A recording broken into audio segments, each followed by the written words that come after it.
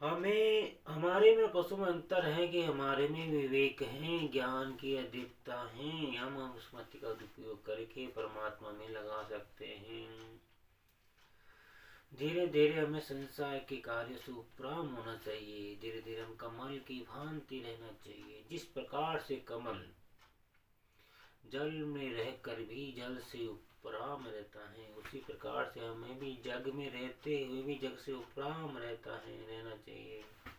यीशु के ध्यान में रहना चाहिए, सबसे राम राम करना चाहिए। फिर भी हमारा मन उस परमात्मा में लगना रहना चाहिए। हम चाहे तो बाहर से दिखावा करे या न करे, इसमें कोई बात नहीं, लेकिन हमारा मन से कांटेक्ट उस ईश्वर से रहना चाहिए। हमारा मन से जो कांटेक्ट है ईश्वर से रहना चाहिए। हरे राम हरे राम। जो भी मंत्र आपके गुरु ने दिया हो, मंत्र कोई भी उसे हो, कोई भी हो सकता है। राम नाम भी होता है, कृष्ण भी हो सकता है, वाहिगुरु भी हो सकता है। कोई सा भी नाम हो, लेकिन नाम में श्रद्धा रखनी चाहिए।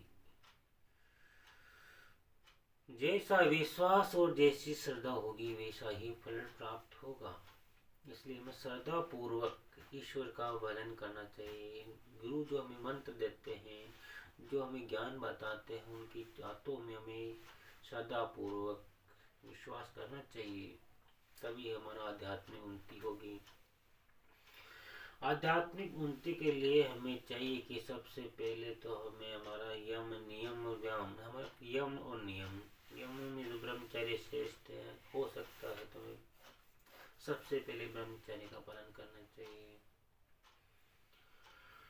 फिर हम कर सकते हैं तो व्यायाम है, आसन है, प्राणायाम, प्रत्याहार, धारणा, ध्यान, समाधि, ये योग के अष्टांग नियम आते हैं। लेकिन हम इतना नहीं कर सकते तो कलयुग में बताएंगे कि कलयुग केवल नाम आधारा, सुमिर सुमिर नर होवे पार। कलयुग केवल नाम आधारा, सुमिर सुमिर नर होवे पार। कलयुग में क्या नाम की महत्ता बताइए। जो भी नाम गुरुदेव ने आपको दिया है उस नाम का स्मरण करते रहे, विश्वास के साथ, श्रद्धा के साथ। और नाम जपना भी है, प्लस उसमें मनन भी करना, मन को भी उसमें लगाना है। धीरे धीरे मंत्र पक जाएगा तो आपको मुख से आवाज की करने की जरूरत नहीं पड़ती है, वो ये मन में चलता रहेगा। और दिन रात आप सोते रहोगे तो ये मंत्र वो पक जाएगा। परंतु हमें संसार के विषयों से धीरे धीरे अलग होना होगा। जब तक संसार के विषय हम खींचते रहेंगे तब तक हरि से हमारी भक्ति संभव नहीं है। दृढ़ भक्ति के लिए, पूर्ण पुरुषत्व को प्राप्त करने के लिए, हरि की भक्ति के लिए हमें संसारिक विषयों से, काम वासनाओं से, लोक मोह इत्यादि से दूर होना होगा। तभी हमारा कल्याण संभव है। ऐसा नहीं है कि हम आज तो कथा सुन रहे हैं, आज हम सत्संग में गए तब तो 5-10 मिनट उसका असर रहा, घर आते ही सब कुछ भूल गए, वही थारी मारी करने में लग गए और वही झूठ कपट में लग गए, तो हमारा कल्याण नहीं होने वाला है। यदि हम अपना कल्याण चाहते हैं तो लोभ मोह को काम करो, जितना से हमारा काम चले जाए। किसी को अपने लिए किसी को कष्ट नहीं पहुंचाओ, हो सके तो किसी का भला करो। कहा भी गया हम, भला किसी का कर न सको तो बुरा किसी का मत करना। भला किसी का कर न सको तो बुरा किसी का मत करना। फूल नहीं बन सकते तो तुम कांटे बन कर मत रहना। फूल नहीं बन सकते तो तुम कांटे बन कर मत रहना। हो सके तो आप किसी की भलाई करो, लेकिन किसी का बुरा मत करो। और यही सुझाव दिया जाता है। लेकिन आप करना चाहो तो अपनी करनी पार उतरनी, जैसा बीज बोओगे वैसा ही फल प्राप्त होगा, ये भी सिद्धांत है, क्रम का सिद्धांत। जैसा बोओगे बीज वैसे तो फल प्राप्त। बोए अपन क्या करते हैं, बोए बोए पेड़ खजूर का, बबूल का सॉरी, आम कहाँ से हो। बबूल का तो पेड़ उगाते हैं, हम चाहते हैं कि हमारे को आम प्राप्त हो, तो कैसे होता है। आम प्राप्त करने के लिए तो हमें आम का ही वृक्ष लगाना होगा, तभी हमारा कल्याण होगा। यानी कि हमें आम की तरह मधुरता से व्यवहार करना होगा या किसी का सहयोग करना होगा, तभी तो हमें बदले में वापिस आम प्राप्त होंगे। कहने का मतलब है तो इंग्लिश में कहा गया डू गुड हैव गुड, अच्छा करोगे तो अच्छा ही प्राप्त होगा। और हमें किस प्रकार से करना है, भक्ति का मार्ग थोड़ा कैसा है। पहले जिस प्रकार किसान की तरह है, ये जिस प्रकार से किसान अब खेत में बुआई करने से पूर्व खेत की जुताई करता है, उसके कीड़े कंकड़ साफ करता है, कंकड़ पत्थर बीनता है, उसकी करता है फिर उसकी निराई करता है। गुड़ाई सबसे पहले तो उसकी जुताई करता है, फिर इसमें निराई करता है, फिर इसमें बुआई करता है। बीज कब होता है, बाद में जब उसमें पहले तो उसके कंकड़ पत्थर इकट्ठा करता है, हटाता है, उस कचरे को साफ करता है। उसी प्रकार से हमें भी हमारे भीतर स्थित कचरे को, कलमश को, लोभ को, लालच को, काम वासना संबंधी इच्छाओं को लुप्त करना होगा, हटाना होगा। तभी जब राम नाम या प्रभु नाम का बीज हमारे बीज अंदर बोएगा, जब तक हम संसार की विषय वासनाओं में लिपटे रहेंगे तब तक हमारे भीतर वो बीज उपरपने वाला नहीं है। हम एक ही साथ पर दो घोड़ों पर सवार नहीं हो सकते हैं, या एक ही म्यान में दो तलवार नहीं रह सकती है। हालांकि मैं कहना चाहूंगा कि आप संसार में रहना है तो संसार के साथ ही चलना पड़ेगा, लेकिन हमें धीरे धीरे अभ्यास करते रहना चाहिए और धीरे धीरे संसार से उपराम होना चाहिए। धीरे धीरे हम उपराम होंगे, हमारी बढ़ती संसार से ऊपर उठेगी, परमात्मा से हमारा कॉन्टेक्ट निरंतर बनता रहेगा, बनता रहेगा, बनता रहेगा।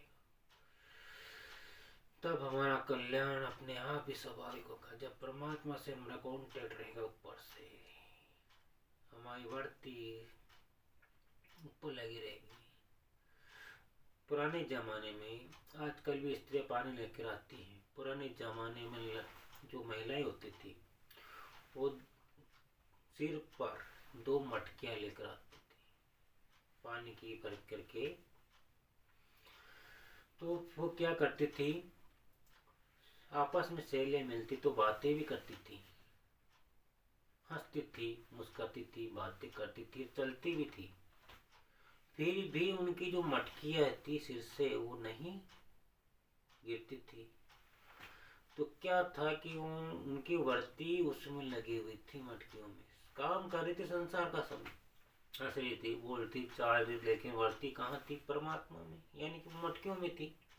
तो हमें इसी प्रकार से संसार में रहते हुए, संसार के कार्य करते हुए हमारे वर्ती को उस परमात्मा में रखना है। यानी उस मटकी को जिस प्रकार से वो महिला मटकियों में रखती है, उसी प्रकार से हमें भी हमारी वर्ती को उस परमात्मा में बनाए रखना है और संसार के कार्य भी करते रहना है। मैं ये नहीं कह रहा हूँ कि हमसे संसार को त्याग देना चाहिए या शरीर संसार को त्याग कर हिमालय की कंदराओं में जाकर तपस्या करना चाहिए। वैसा तो कोई वेले ही कर सकते हैं, ये हर किसी के संभव नहीं है, हर किसी संभव नहीं है। हम वो उसके योग्य होंगे तो वो बात अलग है। फिलहाल तो हमें शुरुआत घर से ही करनी चाहिए और हमें किसी को इतना बताने की जरूरत नहीं कि मैं ये भक्ति कर रहा हूँ, वो कर रहा हूँ, वो कर रहा हूँ। हमें तो अपने मन से, ये रिश्ता मन से ही चलता है। आप चाहो तो कथा करो, श्रवण करो, कहानी सुनो, सत्संग में जाओ, बहुत अच्छी बात है। लेकिन आपको उसी परमात्मा में निरंतर जो भी नाम आपके गुरु ने दिया है उसमें मन की वृत्ति जोड़ दो, काम सारे करो। जिस प्रकार से सब कमल जिस समुद्र में रहते हुए भी समुद्र से ऊपर उठा रहता है, उसी प्रकार से हमें जगत के सारे कार्य करते हुए भी हमारे चित्तवृत्ति को परमात्मा में लगाए रखना चाहिए। वही जगत टॉपिक था, जगत सत्य नहीं है, ईश्वर ही सत्य है। जो भी अपन देखते हैं ये शरीर तक ही है, जो हम तक संबंध इस भौतिक संसार का संबंध इस शरीर तक ही है। अंत में तो वही आत्मा ही रहेगी और कोई सत्य रहने वाला परमात्मा और आत्मा का मिलन युगों युगों से बिछड़ चुकी है। तो हमें जिस प्रकार से हम जब आदमी अपने घर को छोड़कर अन्यत्र जाता है तो उसे अन्यत्र घूम कर कहीं भी आनंद की प्राप्ति नहीं होती है, और उससे अपने घर पे आने पर ही आनंद की प्राप्ति होती है। कहीं पे चल जाए लेकिन उसको घर पे आने, इसी प्रकार से ये आत्मा अपना असली निवास स्थान यानी परम पिता का धाम को भूल वहाँ से छोड़कर अपने यहाँ आयु मृत्यु लोक में भी भ्रमण कर रही है। न जाने कितने युगों से हम यहाँ पर विचरण कर रहे हैं, अपने असली धाम को भूल चुके हैं। हम अपने असली धाम को भूल चुके हैं। वो धाम हम कौन है, कहाँ से आए, क्या कारण के लिए आए, ये हम भूल गए। बस यहाँ आकर के हम मगन हो गए, मेरा दादा, मेरा पोता, मेरा बेटा, मेरी बेटी, मेरा बंगला, मेरी गाड़ी, मेरे घोड़े, मेरा इतना परिवार, इतना बड़ा फलाना, मैं इतना बहू, मैं फलाना सेठ हूँ, इसी तक ही हम सीमित रह जाते हैं। लेकिन आगे की चढ़ाई नहीं करते, आगे की खोज हम नहीं करते हैं कि हम कहाँ से आए हैं और क्यों आए हैं। ये परमात्मा रूपी जेल है, ये संसार जो है परमात्मा रूपी जेल है, उसकी बनाई हुई जेल है। जिस प्रकार से यहाँ पर कोई मुजरिम जो जुर्म कर देता है तो यहाँ की जेल में डाला जाता है, तो ये संसार भी परमात्मा रूपी परमात्मा की बनाई हुई जेल ही है, जहाँ पर हम अपने किए हुए कार्यों का कर्तव्यों का फल भोग रहे हैं। जब हम वहाँ परमात्मा के धाम में सिर्फ आनंद ही आनंद रहता है, आनंद। वहाँ दुखालय ये संसार यहाँ पे संसार दुखालयम शाश्वतम, ये जो है संसार जो है दुख का आल्य है, यहाँ पे दुख का सिवाय कुछ नहीं है। यहाँ क्या गए, राजा दुखी राज गए से प्रजा दुखी अपान, थोड़े थोड़े सभी दुखी और दुखी राम का दास। सभी दुखी है संसार, किसी को धन का दुख है, किसी को शरीर का दुख है, किसी को व्याधि है, किसी को किसी न किसी प्रकार का दुख है। यहाँ पर सभी प्रकार मतलब बिल्कुल शांत कुछ नहीं है। केवल जो है पकड़ है परमात्मा के नाम पे है, सच्चिदानंद रूप के परमात्मा के पर भरोसा करके निश्चल बैठा है, राम राम कर रहा है, वही सुखी है। हिमालय के कंदराओं में जाकर के लोग तपस्या कर रहे हैं, संसार की भौतिकता को समझ सके हैं कि ये संसार जो दिखाई दे रहा है वो नित्य नहीं है, वो अनित्य है, वो मिटने वाला है। जो आज तुम्हारा है वह कल किसी और का होगा, परसों किसी और का होगा। जो आज तुम्हारा है वह कल किसी और का था, परसों किसी और का होगा। कि यहाँ की जो चीज है वो नित्य नहीं है, ये संसार का परिवर्तनशील है। जो आज तुम्हारा वह कल किसी और का हो सकता है। इसलिए हमें यहाँ पर कोई चीज का गुमान भी नहीं करना चाहिए कि मेरे पास यह है, मैं ये हूँ और मैं करोड़ों का मालिक हूँ, या मेरे पास इतनी प्रॉपर्टी है। ये सब कुछ है तो भी यही रह जानी है, साथ कुछ नहीं जाना है। साथ जाना है तो हरि नाम, प्रभु का नाम ही साथ जाना है। और जो भी साथ ले जाना चाहता है तो ले जाने का तरीका समझा दिया है। दान करो तो जा सकता है। यदि अपने हाथ से किया हुआ पुण्य ही अपने साथ जा सकता है। अच्छा कर्म करोगे अच्छा जाएगा, बुरा करोगे तो बुरा जाएगा। अब आपको डिसीजन लेना है कि आपको अच्छा करना है या बुरा करना है, आपको अपने साथ में क्या ले जाना है।